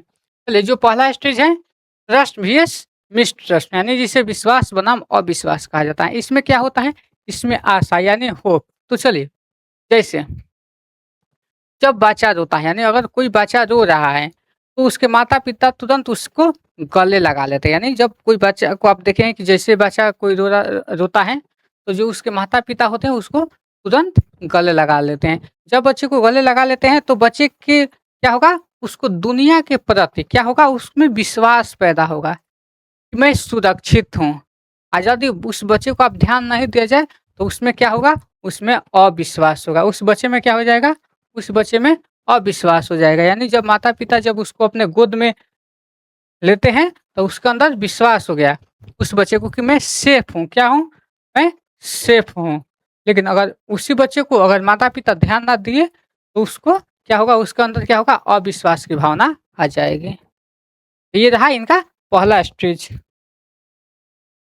उसके बाद है स्टेज दूसरा। स्टेज दूसरा में क्या है, ये आपका 1.5 से 3 वर्ष तक। देखिए आपको स्टेज को भी अच्छे से याद रखना है। ये आपका जन्म से 1.5 वर्ष तक होता है, यानी वही शेष अवस्था है जो कि जीन पियाजे 0 से 2 वर्ष। तो आपको लगभग सबको इसी में लेकर चलना है। तो देखिए जो प्रारंभिक बाल अवस्था होती है जो कि 1.5 से 3 वर्ष, इसमें स्वायत्ता यानी जिससे ऑटोनॉमी भी है, सेफ एंड डाउट यानी इसमें शर्म संदेह। इसमें क्या होता है कि बच्चे का जिद करना, यानी जब बच्चा जिद करता है कि मैं खुद से अपना कपड़ा पहनूंगा या मैं खुद खाऊंगा। जो आपके घर में जो बच्चे हैं अपना खुद से कपड़ा पहनने लगते हैं, खुद से खाने लगते हैं, तो अगर माता पिता उसको खुद काम करने देते हैं तो उसमें क्या होगी, उसमें स्वायत्ता की भावना आएगी। उसके अंदर क्या होगी, उसके अंदर ऑटोनॉमी की भावना विकसित होगी। क्या होगी, ऑटोनॉमी की भावना। लेकिन अगर वहीं अगर हर बात पर उसके माता पिता टोकेंगे तो क्या होगा, बच्चे के अंदर क्या हो जाएगा, उसके अंदर शर्म और संदेह यानी सेम एंड डाउट की भावना आएगी। और क्या है, इस ये इच्छा शक्ति कि इसमें विश्वास नहीं हो पाएगा। उसके बाद है स्टेज 3 में, जिसे खेल अवस्था कहा जाता है, जो कि 3 से 6 वर्ष का होता है। यानी इसमें पहल बनाम यानी अपराध बोध यानी इंस्टिंक्टिव यस गिल्ट, इसका क्या है, ये उद्देश्य यानी इसका पर्पस। तो देखिए इसमें क्या होगा, बच्चा खुद से नई चीज बनाता है। बच्चा यहाँ पे कहता है खुद से क्या करेगा, वो नई चीज बनाएगा। जैसे चप्पल काट कर क्या करेगा, उसको उसको वैन बनाएगा। यानी यह रसोई में माँ की मदद करने के लिए वो पहल करने लगेगा। अगर गलती से भी अगर बच्चे से प्लेट टूट जाती है तो अगर उसके जो माता-पिता हैं अगर उसको पूरी तरह से डाँटा जाए तो उसमें क्या हो जाएगा, उसमें अपराध आ जाएगा और उसमें पहल की भावना विकसित नहीं होगी। तो इसलिए बच्चे से अच्छे से ट्रीट करना है। उसके बाद है स्टेज 4, जिसे उत्तर बाल अवस्था कहा जाता है। उत्तर ये होता है स्कूल अवस्था, यानी 6 से 12 यानी क्या है, ये प्रारंभिक स्कूल। क्या है ये, प्रारंभिक स्कूल एज, जहाँ से बच्चा क्लास फर्स्ट में आता है। तो क्या है, वो परिश्रम भेषहीनता यानी क्या है, परिश्रम भेषहीनता। इसमें क्या होता है कि बच्चा जब स्कूल में अपनी हैंडराइटिंग और जो मैथ के अंक को तुलना दोस्तों से करता है, यानी क्या करता है, वो दोस्तों से करता है। किससे, तो अपने हैंडराइटिंग से और जो मैथ है उससे। तो अगर शिक्षक उसकी मेहनत करने की तारीफ करते हैं तो उस बच्चे में क्या होगा कि उसको परिश्रम करना सीख जाएगा, यानी इंडस्ट्री यानी वो मेहनत करना सीख जाएगा। अब जब शिक्षक उसकी तारीफ करेंगे तब। लेकिन अगर उसे बार-बार बेवकूफ़ कहा जाए, अगर शिक्षक उनको बार-बार बेवकूफ़ कहेंगे तो बच्चे के अंदर हीनता आ जाएगा। क्या आ जाएगा? बच्चे के अंदर हीन भावना आ जाती है। तो यही है। उसके बाद है स्टेज 5। स्टेज 5 में किशोरावस्था, जिसे 12 से 18 वर्ष कहा गया है। इसमें क्या होता है, बच्चे के अंदर जो पहचान यानी आइडेंटिफ़ाई और यहाँ पे भूमिका भ्रम, यानी इसमें क्या होता है, किशोर जब खुद से पूछता है कि मेरा करियर क्या होगा। ये किससे पूछ रहा है? खुद से पूछ रहा है कि मेरा करियर क्या है, मेरा फ्यूचर क्या है। वो अलग-अलग हेयर स्टाइल, कपड़े, दोस्तों के ग्रुप में बदलता है और यदि उसे सही दिशा अगर मिल गया, तो वो क्या करेगा, वो अपना पहचान बना लेगा। अगर सही दिशा नहीं मिला, तो वो भ्रम में रहेगा, यानी रोल कन्फ्यूजन स्थिति का वो शिकार हो जाएगा। इसलिए चलिए उसके बाद है स्टेज 6, जिसे युवावस्था कहा जाता है। ये 18 से 40 वर्ष का होता है, जिसमें घनिष्ठता यानी प्रेम, यानी यहाँ पे क्या होता है, आइसोलेशन यानी अलगाव। यहाँ पे क्या होता है, जैसे यहाँ पे नौकरी लगने के बाद जो व्यक्ति है जीवन साथी और गहरे दोस्त तलाशता है। जैसे आप सबकी जब जॉब लग जाएगी तो आप क्या करेंगे, आप अपने जीवन साथी और जो आपके गहरे दोस्त हैं उनके साथ क्या करेंगे, तलाशेंगे। और अच्छे और गहरे रिश्ते बनने पे क्या होगा, आपके अंदर घनिष्ठता आएगी, इंटीमेसी की भावना आ जाएगी। कब? जब आपको सच्चा दोस्त मिलेगा तब। अगर धोखा मिल गया यानी तो क्या हो जाएगा? धोखा मिल गया तो या रिश्ते ना बन पाने पर व्यक्ति क्या हो जाएगा? खुद की दुनिया से काट लेता है और वो वहाँ पे क्या? वो अपना आइसोलेशन यानी अलगाव में वो चला जाता है, यानी आप खुद से आप अकेले रहना सीख जाते हैं। उसके बाद है स्टेज 7 यानी जिसे प्रभाव अवस्था कहा जाता है। ये होता है 40 से 65 वर्ष। इसमें क्या होता है? रचनात्मक यानी स्थिरता। या इसमें क्या होता है? यह समाज का कुछ वापस देने की उम्र है। यानी यह जो है वो समाज को कुछ वापस देने की क्या है? एक शिक्षक या माता-पिता के रूप में नई पीढ़ी का मार्गदर्शन करना क्या है? ये जननात्मक है। यानी अगर आप टीचर बनना चाह रहे हैं तो क्या है ये? आप जननात्मक हैं और उनका जीवन एक जगह रुक जाता है तो क्या हो जाएगा? वो आपका स्थिरता है। अगर आप लाइफ में कुछ नहीं कर पाते हैं तो फिर आपके अंदर स्थिरता आ जाएगी। उसके बाद है स्टेज 8। इसमें क्या है? वृद्धावस्था। ये होता है 65 से प्लस एज का। इसमें क्या होता है? संपूर्णता ईगो में या संपूर्णता या निराशा। यानी इसमें क्या होता है कि दादा-दादी जब अपने बीते हुए जीवन को देखते हैं और उन्हें लगता है कि उन्होंने एक अच्छा जीवन जिया है, यानी जब आप इस एज में आएँगे तो क्या होगा? आपके अंदर संपूर्णता यानी जब खुश होंगे तो संपूर्णता, अगर नहीं तो आपके अंदर क्या होगी? निराशा यानी डिस्पेयर आपको महसूस होगा। तो ये रहा आपका एरिक डिक्सन का थ्योरी। अब देखिए, थोड़ा-सा एरिक डिक्सन बनाम पियाजे को भी देख लेते हैं, क्योंकि आपको हर एक थ्योरी, एक दूसरे की थ्योरी को क्या करना है? एक दूसरे से जोड़ के चलना है, तब जाके आपका जो सीटीपीए में बहुत अच्छा स्कोर कर पाएँगे। तो देखिए, अगर आधार की बात करें तो सिद्धांत का प्रकार क्या है? तो पियाजे संज्ञानात्मक विकास का सिद्धांत दिए और ये मनोसामाजिक विकास का सिद्धांत, यानी ये कोग्निटिव का दिए हैं और ये साइको सोशल थ्योरी थे। ये बोलते हैं बचपन से किशोरावस्था तक, और माने ये विकास का जो समय है क्या है? ये बचपन से किशोरावस्था पियाजे के अनुसार, और एरिक डिक्सन के अनुसार क्या है? जन्म से मृत्यु तक, यानी ये लाइफ इसमें में है, यानी ये 8 स्टेज तक चलता है। और ये बोले हैं कि 4 स्टेज तक। और जीन पियाजे बोलते हैं कि जो बच्चे का जो प्रमुख कार्य क्या है? तो बायोलॉजिकल मैच्योरेशन है। और ये बोलते हैं क्या है? ये सामाजिक संबंध और संस्कृति है। और अंतिम जो लक्ष्य है वही है आपका सोच पर, यानी लॉजिकल थिंकिंग पे है, और ये आपका हेल्थ पर है।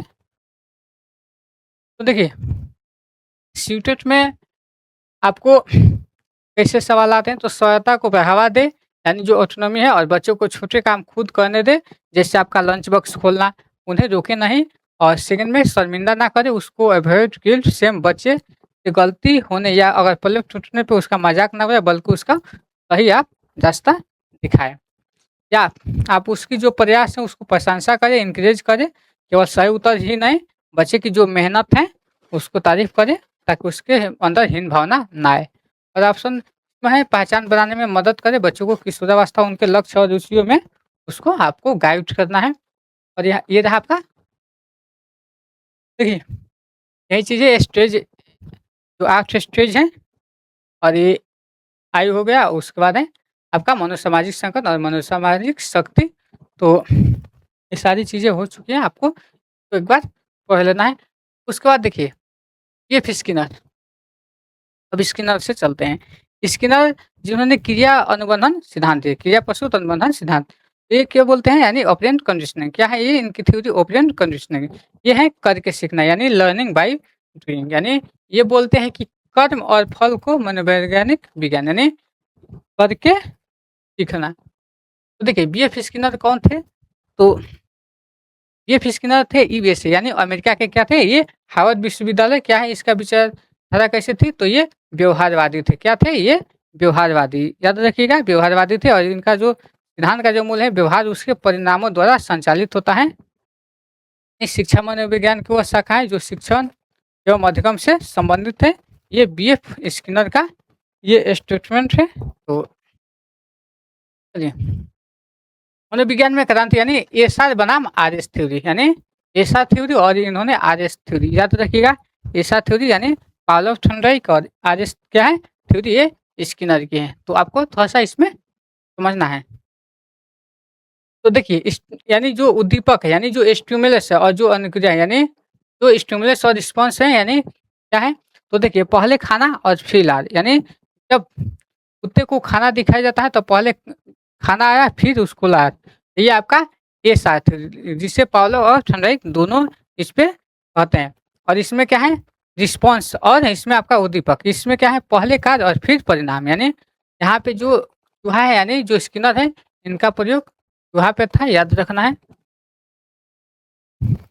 आरएस और एसआर में आपको चले स्किनर बॉक्स के अंदर, यानी स्किनर का जो बॉक्स था इसमें क्या है, इस बॉक्स के अंदर क्या है चूहा है यानी लीवर, और यानी चूहे के लिए भोजन प्राप्त करने का साधन क्या है, इसमें नैमित्तिक अनुबंधन यानी इंस्ट्रूमेंटल कंडीशनिंग कहते हैं। यानी जब चूहा क्या कर रहा है इस लीवर को दबा रहा है तो उसको खाना मिल जा रहा है।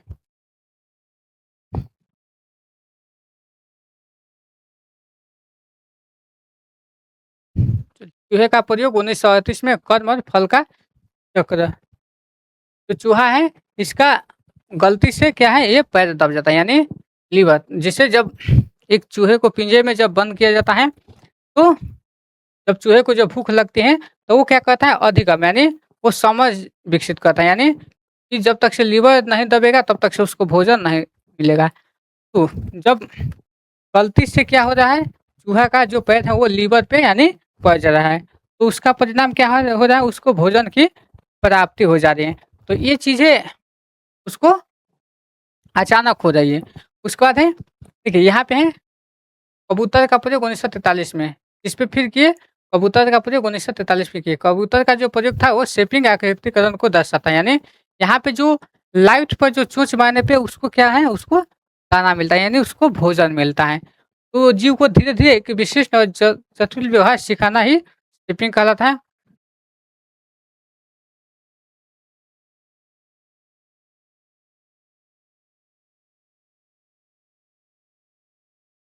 ये आपका सकारात्मक पुनर्बलन, जिससे कुछ अच्छा यानी जो है ना क्या हो जाएगा सकारात्मक हो जाएगा, और कुछ बुरा यानी उसमें जब हटाएंगे तो वो नेगेटिव हो जाएगा।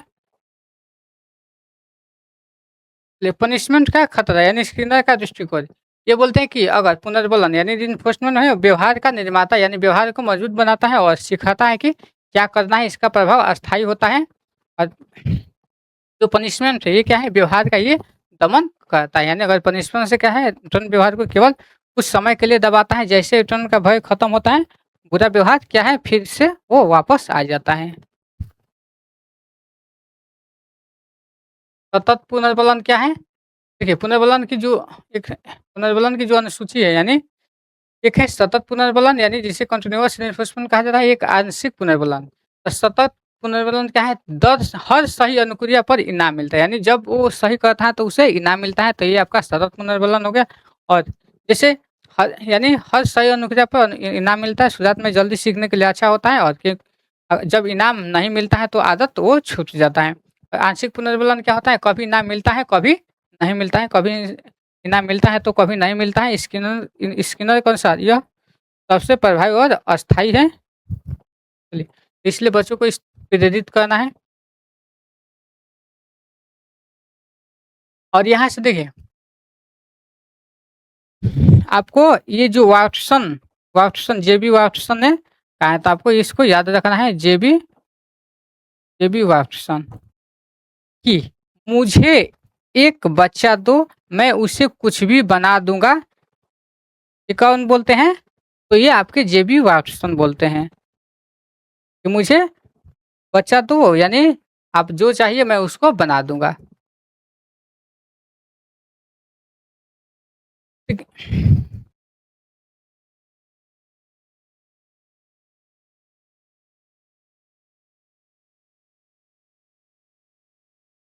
स्किनर स्किनर व्यवहारवादी थे।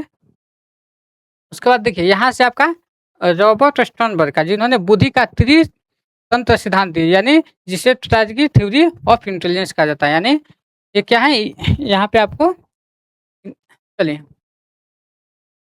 स्टर्नबर्ग की सफल बुद्धि यानी तो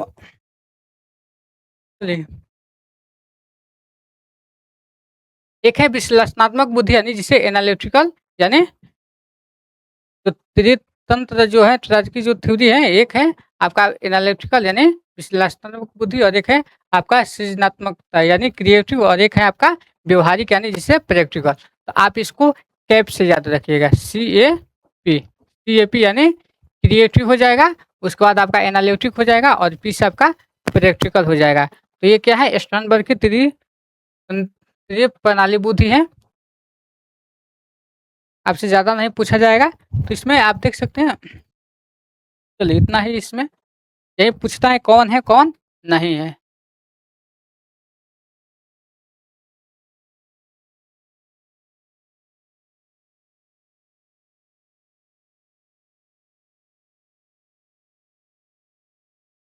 क्रिएटिव बुद्धि में क्या हो जाएगा, आउट ऑफ द बॉक्स यानी क्या है, नए विचार यानी एक से अधिक क्वेश्चन यानी क्रिएटिव। चलिए अनुभवात्मक यानी एक्सपीरियंशियल, यानी इससे सब थ्योरी। जब आप पहली बार किसी नई और अनजान समस्या का सामना करते हैं तो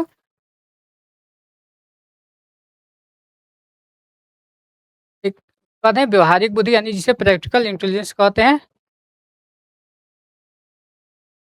चलिए सारी चीज़ें हो चुकी हैं, आपको इसको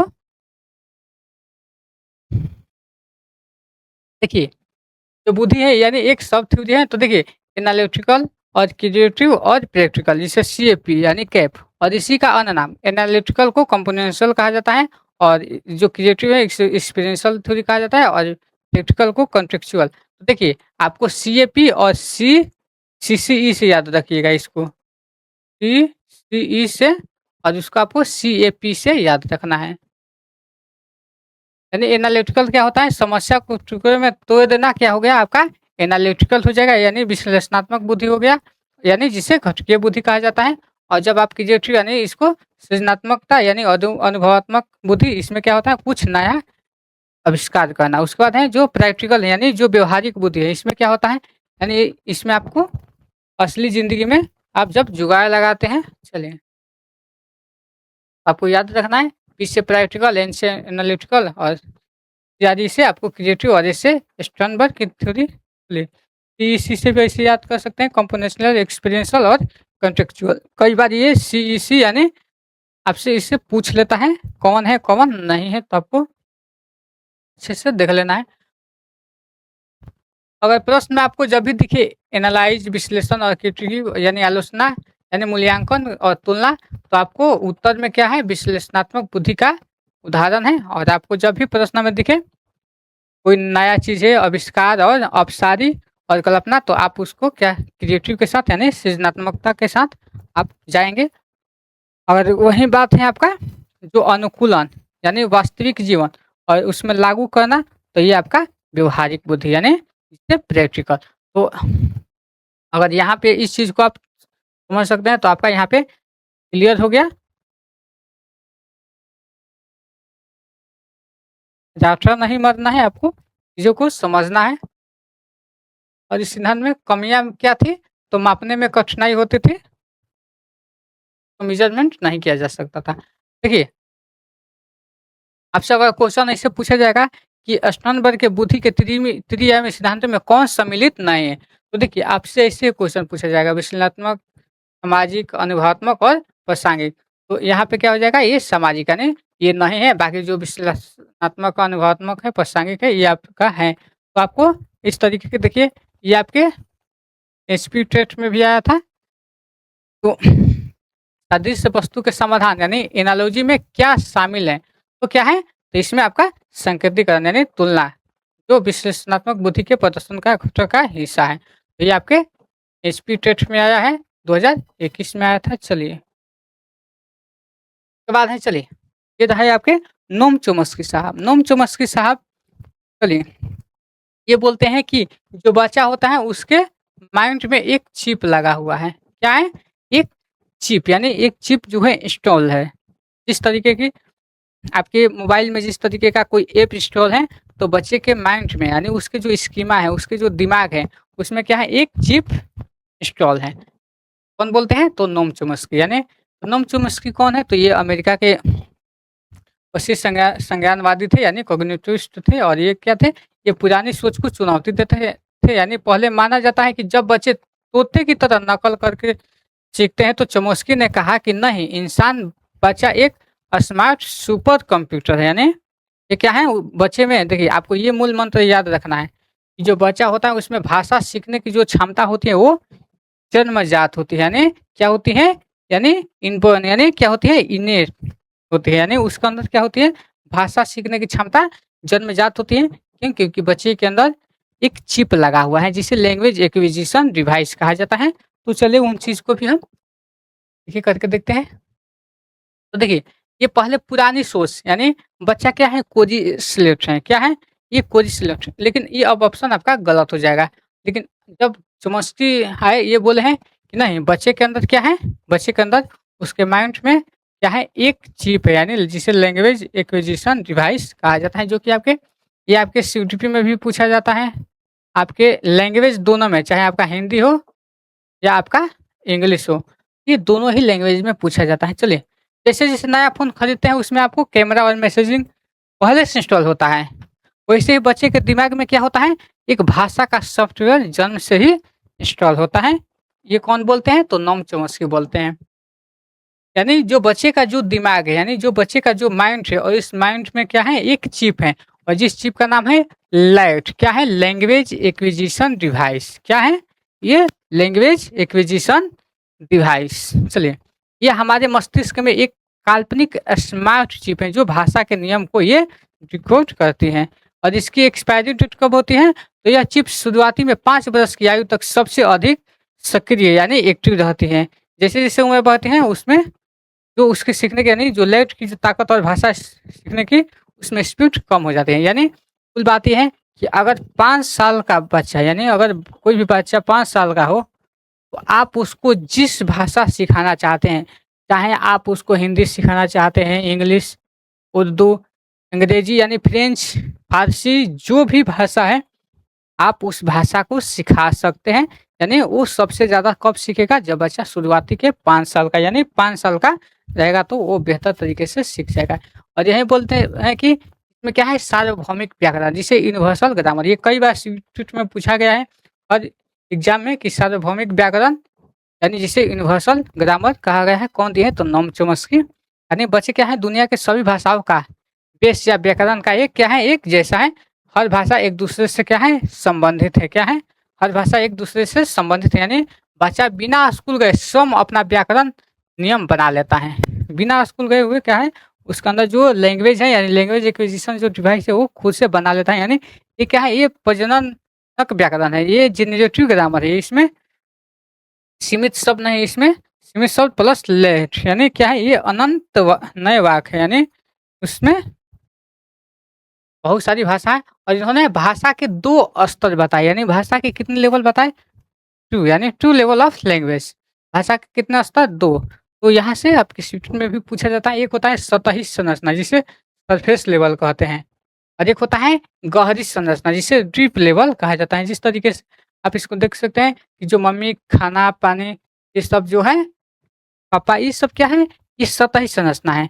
और जब डीप में जाइएगा तो क्या है? यानी बच्चा परिपक्व होता है और शब्दों के सटीक अर्थ, यानी उसका वाक्य बनाना शुरू कर देता है। तो यही है आपके,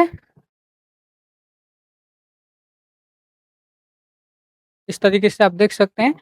जो राइट साइड से जो लेफ्ट साइड है, तो देखिए ये क्रिएटिव में आपका आ जाएगा। देखिए, बायां जो भाग है, यानी जो ये क्या है? ये भाषा का बॉस है। क्या है? ये जो बायां है, ये क्या है? ये भाषा का, यानी इसमें भाषा सीखा जाता है, यानी इसमें तर्क, यानी जो लॉजिकल है, यानी मैथ और साइंस सब क्या है? ये आपके बाएं साइड में है। और जो राइट साइड में क्या हो जाएगा? आपको इसमें जो जितना भी पेंटिंग का जो अपना आपका आ जाएगा, यानी काला का केंद्र क्या है? ये दायां भाग है, यानी तो ये आपका माइंड में 2 तरह का है। चलिए, तो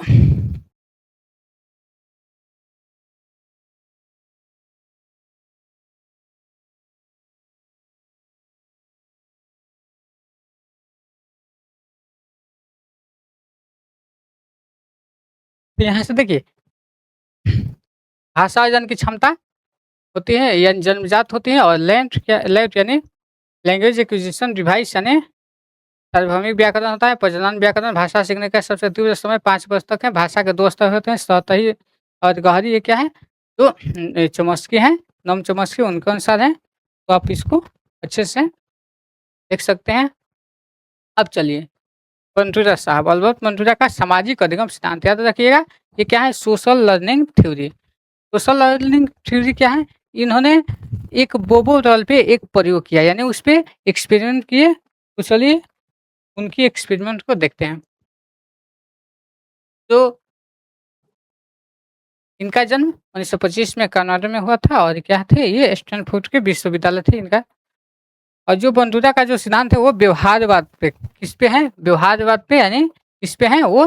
नकल पे है, यानी अनुकरण पे है। और संज्ञानवाद, यानी हमको बच्चा कैसे सीखता है? तो नकल करके सीखता है। यानी हम कैसे सीखते हैं? तो ऑब्जर्वेशन लर्निंग, यानी एक दूसरे से देखकर, यानी ऑब्जर्व करके। यानी जिसे देखिए आपके इंस्टीट्यूट में ये पूछा गया है कि शिक्षणात्मक अधिगम कौन दिए हैं? तो अल्बर्ट बंटूरा। ये क्या होता है? दूसरों के व्यवहार को देखकर सीखना क्या होता है? ऑब्जर्वेशनल लर्निंग कहलाता है। प्रतिरूपण क्या है? मॉडलिंग क्या होता है? जिस व्यक्ति के व्यवहार को देखकर बच्चा सीखता है उसे मॉडल कहा जाता है, और दूसरे के व्यवहार को अपनाना ही मॉडलिंग कहलाता है। मूल मंत्र क्या है? सीखने के लिए हमेशा खुद काम करना है, जरूरी नहीं कि हम दूसरे को देखकर ही सीख सकते। चलिए इन्होंने बोबे टॉल पे प्रयोग किया। चलिए प्रयोग था, बंटूरा ने बच्चों को एक 5 मिनट की शॉर्ट फिल्म दिखाई। कितने? 5 मिनट की। तो उसमें दृश्य ये था कि फिल्म में एक वयस्क, यानी एक वयस्क जो थे, एक खिलौने को यानी बुरी तरह से पीट रहा है। यानी उसमें जो एक वयस्क हैं वो खिलौने को क्या कर रहे थे? बुरी तरह से पीट रहे थे। अब यानी आक्रामक व्यवहार कर रहा था। क्या कर रहा था उसमें? वो आक्रामक व्यवहार।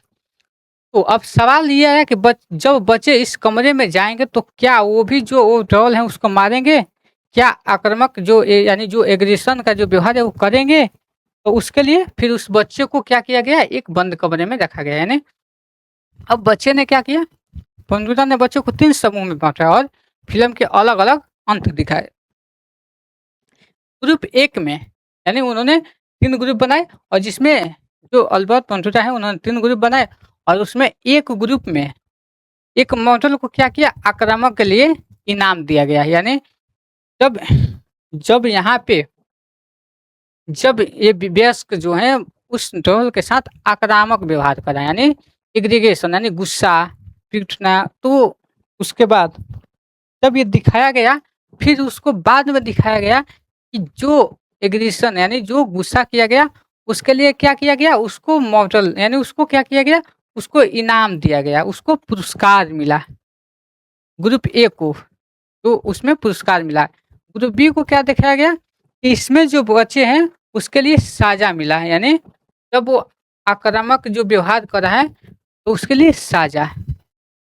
उसके बाद है ग्रुप 3 में, यहाँ पे कुछ नहीं, यानी यहाँ पे न्यूट्रल रहने दिया गया। चलिए जब यहाँ पे जब ये चीज हुई, अब देखिए जो ग्रुप है यानी ग्रुप 1 में इनाम, ग्रुप 2 में सजा आपको मिला गया। तो जिन बच्चों को मॉडल और इनाम यानी पाते देखा है वो सबसे अधिक आक्रामक हुआ, यानी जिनको इनाम मिला वो और ज्यादा आक्रामक हुए, और जिन बच्चों को मॉडल को साजा देखा वो बिल्कुल आक्रामक नहीं हुआ। यानी यहाँ पे जिनको इनाम मिला यानी जिस ग्रुप को इनाम मिला वो बच्चे क्या हुए? वो बहुत ही आक्रामक यानी बहुत ही गुस्से वाले हो गए। और जिनको इनाम नहीं मिला, जिनको साजा मिला, तो बच्चे ने यहाँ पे ऐसा व्यवहार नहीं किया। चलिए अधिगम के ये 4 चरण। एक है अवधान, जिसे अटेंशन कहा जाता है। अवधान क्या होता है? ध्यान देना। क्या करता है ये? ध्यान देना। यानी सीखने की पहली शर्त है कि मॉडल पे क्या करना होगा आपको? ध्यान। एक इसको आपको ARM से याद रखना है। चलिए अभी अटेंशन यानी अवधान, यानी अगर बच्चा ध्यान ही नहीं देगा तो अधिगम संभव नहीं है। ध्यान कौन खींचता है? तो मॉडल का आकर्षक यानी जो उसके विशिष्ट यानी जो यूनिक यानी जो लोकप्रिय है वो बहुत ही अपना ध्यान खींचेगा। उसके बाद है देखिए धारणा। धारण यानी रिटेंशन बोला जाता है। इसमें क्या होता है? इसमें याद रखना, यानी जो कुछ भी ध्यान से देखा गया उसे अपने मस्तिष्क में क्या करना है? स्टोर कर लेना है, उसको अपने दिमाग में बिठा लेना है। बच्चा देखेगा व्यवहार को प्रतीक, सिंबल और चित्रों के रूप में वो अपनी मेमोरी में सेव कर लेता है। यानी बिना याद दस्त के देखा गया व्यवहार किसी काम का नहीं। आपको अटेंशन और रिटेंशन, उसके बाद है आपका रिप्रोडक्शन यानी जिसे पुनरुत्पादन उत्पादन है। इसमें पुनरुत्पादन में क्या होता है, प्रस्तुतिकरण होता है, यानी एक्शन एक्शन लिया जाता है, यानी मस्तिष्क में जो भी चीज़ें सेव की गई, जो भी सेव की गई जानकारी को क्या है, वास्तविक यानी जो उसके शारीरिक क्रिया यानी उसमें बदलाव। इसके लिए बच्चों को पास पर्याप्त शारीरिक और मानसिक क्षमता होनी चाहिए। जैसे आपने टीवी पर जिम्नास्टिक देखा और ये याद भी कर लिया, लेकिन क्या आपका शरीर उस असल में कर सकता है? चलिए, उसके बाद है अभिप्रेरणा जिसे मोटिवेशन। तो ये 4 हैं, आपको याद रखना होगा कौन नहीं है, कौन है इसमें से पूछ लेता है, तो आपको ARRM से याद रखना होगा। अभिप्रेरणा क्या होता है? मोटिवेशन, किसी सीखे गए व्यवहार को भविष्य में बार-बार दोहराने की इच्छा। इसमें क्या होता है, यदि व्यवहार करने पे समाज या माता-पिता प्रशंसा या इनाम मिलता है तो बच्चे प्रेरित होते हैं यानी मोटिव होते हैं, और यदि सज़ा मिलती है तो बच्चे उसे करना छोड़ देते हैं। यही आपका, तो देखिए मैं यह कर सकता हूँ, आई कैन डू दिस, इसमें क्या होता है, क्या ये स्वप्रभावित तरीका क्या है? किसी भी कार्य को सफलतापूर्वक पूरा करने की अपना खुद की क्षमताओं को अटूट विश्वास। यानी बंधुरा के अनुसार जिन छात्रों में स्वप्रभाविता अधिक होती है, उनके परीक्षा या जीवन में सफल होने की संभावना कई गुना बढ़ जाती है।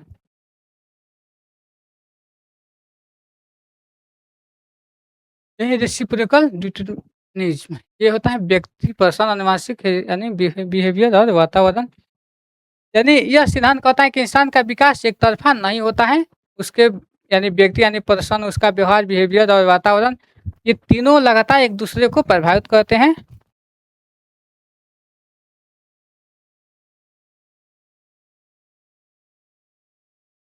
ये सारी चीजें यहाँ तक हो चुकी है,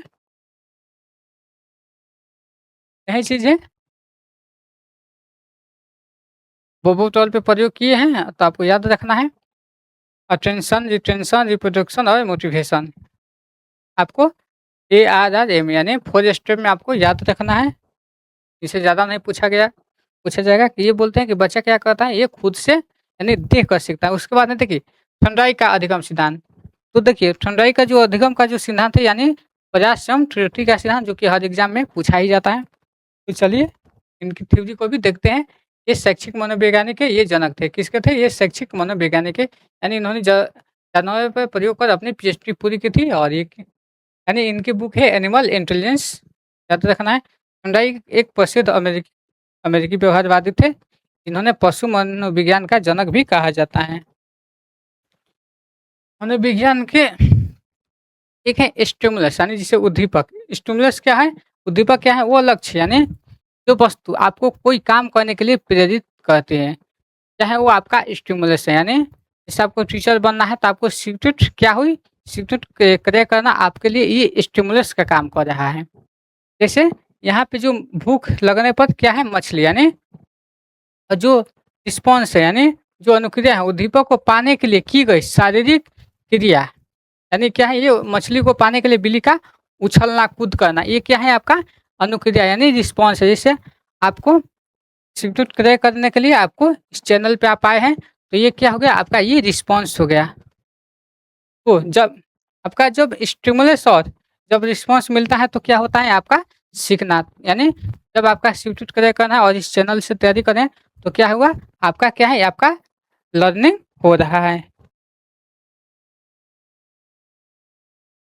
यानी जो इसमें जो इस पिंजरे में भूखी बिल्ली, यानी इन्होंने बिल्ली पर प्रयोग किया, और जब बिल्ली को जब भूख लगता था, यानी तो वो मृत मछली को देखती थी, और जिससे क्या बिल्ली प्रेरित होती है, और बिल्ली अंदर बंद है और लक्ष्य कहाँ है, तो लक्ष्य बाहर है। तो अब क्या होगा, अब बिल्ली प्रयास करेगी, अब शुरू होगा प्रयास। उसके बाद है जब बिल्ली अपना हाथ पैर मारेगी तो बिल्ली से क्या होगा, उसे दबाने से दरवाजा खुल जाएगा, यानी जो लेवर लेवर है यानी जो खटका है, ये दबाने से क्या हो जाएगा, वो खुल जाएगा और बिल्ली को अपना भोजन मिल जाएगा। चलिए, तो जो यानी यहाँ पे जो लक्ष्य प्राप्त यानी जो गोल अचीवमेंट है, ये यहाँ पे दरवाजा खुलता है और बिल्ली अपना मछली खा लेती है, और बार बार यही करने पे गलतियाँ बिल्ली कम करती है, और सीधा एक बार ऐसा होता है कि जो बिल्ली है वो अपना सीधा एक ही बटन को प्रेस करती हैं और वो अपना खाना खाकर चली जाती हैं, उस अब वो गलती नहीं करती। तो यही है, यानी वही है कि बिल्ली अपना कृत्रिम प्रयास करके सीख रही है। तो क्या है ये एस आर बन रहे यानी मछली उद्दीपक है।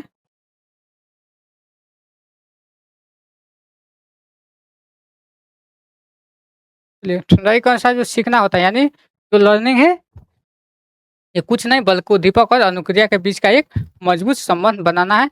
जब बिल्ली ने व्यर्थ की उछल कूद की और छोड़ दी और सीधा लीवर दबाती और अपना खाना खा लेती तो इसी को एस और आर के बीच का एक पका बॉन्ड बन गया। इन्होंने सीखने के 3 मुख्य नियम दिए। मेन नियम यानी pre primary lay off law of learning यानी लर्निंग के कितने हैं 3। एक है तत्परता का नियम यानी लॉ ऑफ रेटिनस अभ्यास का नियम यानी लॉ ऑफ एक्सरसाइज और प्रभाव का नियम यानी लॉ ऑफ इफेक्ट। कई बार सीधे से एग्जाम में पूछ लेता है कौन सा ठंडाई का इसमें नियम है और कौन नहीं है। तो आपको मेन ये याद रखना होगा तत्परता का नियम, अभ्यास का नियम और प्रभाव का नियम। तत्परता का नियम क्या होता है लॉ ऑफ रेडिनेस। इसमें क्या होता है किसी भी कार्य को सीखने के लिए जब आप किसी भी कार्य को सीखने के लिए जो शारीरिक और जो मानसिक रूप से आप जब तैयार रहते हैं तो वो सबसे जरूरी है। जैसे जब आप घोड़े को पानी तक ले जाते हैं तो उसे पानी पीने के लिए मजबूर नहीं कर सकते हैं। तो ये आपका अभ्यास का नियम। अभ्यास का क्या होता है यहाँ पे लॉ ऑफ यूज यानी उपयोग करेंगे इसमें नियम का। यहाँ पे अनुप्रयोग का नियम यानी लॉ ऑफ डिस्यूज। यहाँ पे करत करत अभ्यास के जयमत हो तो सुजाना यानी जिस कार्य को हम बार बार अभ्यास करते हैं और उसे हम जल्दी सीख जाते हैं तो क्या है ये आपके अभ्यास। जिस तरीके से आप मैथ को इसे सीखते हैं तो मैथ अभ्यास करके सीखते हैं। उसके बाद है लॉ ऑफ इफेक्ट। इसमें क्या होता है जिस कार्य को करने से हमें सुख या संतोष मिलता है उस काम को हम करते हैं और जिस काम से नहीं मिलता है उस काम को हम छोड़ देते हैं। तो क्या होगा ये आपका लॉ ऑफ इफेक्ट। उसके बाद है देखिए सीखने के ये 5 गौण नियम ये सेकेंडरी लॉ है तो आपको इसको भी याद रखना है। मल्टीपल रिस्पॉन्स एटीट्यूड यानी शिफ्ट उसमें है आपका एसोसिएटिव शिफ्टिंग। उसके बाद है एनालॉजी और उसके बाद है एक्टिविटी। आपको जो 3 में याद रख लेना है ये सारी चीज़ें। आप इसको भी देख सकते हैं कि थॉर्नडाइक और पावलोव और स्किनर इनको एसआर थ्योरी थॉर्नडाइक को एसआर थ्योरी कहा जाता है और जो पावलोव है इनको सीआर थ्योरी यानी जिसे शास्त्रीय अनुबंध सिद्धांत कहा जाता है और इनको आरएस थ्योरी कहा जाता है। और जो थॉर्नडाइक है प्रयास त्रुटि के सिद्धांत के जनक है और ये पावलोव आदत निर्माण के और ये है पुनर्बलन यानी रिइंफोर्समेंट के।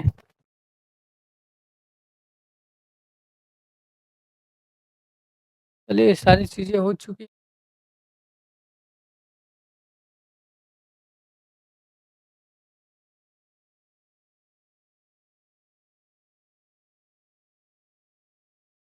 चलिए तो आज की क्लास आप सबको कैसी लगी तो जो लोग नए हैं तो चैनल को सब्सक्राइब कर लेंगे। अभी आज हमने जो 9 मनोवैज्ञानिक जो महत्वपूर्ण थे और इस तरीके की आपको क्लास डेली मिलती जाएगी तो इसलिए चैनल को सब्सक्राइब कर लेंगे और इस वीडियो को आप लोग सेव करके रख लेंगे। ये बहुत ही महत्वपूर्ण क्लास आपके लिए रही और इस तरीके की क्लास मिलती रहेगी ऐसे 9-10 करके जो मनोवैज्ञानिक है और एक क्लास होगी जिसमें आपके पूरे मनोवैज्ञानिक खत्म हो जाएंगे जो कि आपका सीटेट यहीं से क्रैक हो जाएगा सिर्फ एक क्लास को देखने से ही। अगर आप एग्जाम देने से पहले इस क्लास को देख लेते हैं तो आपका हर एग्जाम क्रैक हो जाएगा। तो चलिए अभी तक से अगर आपने वीडियो को लाइक नहीं किया है तो आप लोग लाइक कर दीजिएगा और फिर मिलते हैं हम एक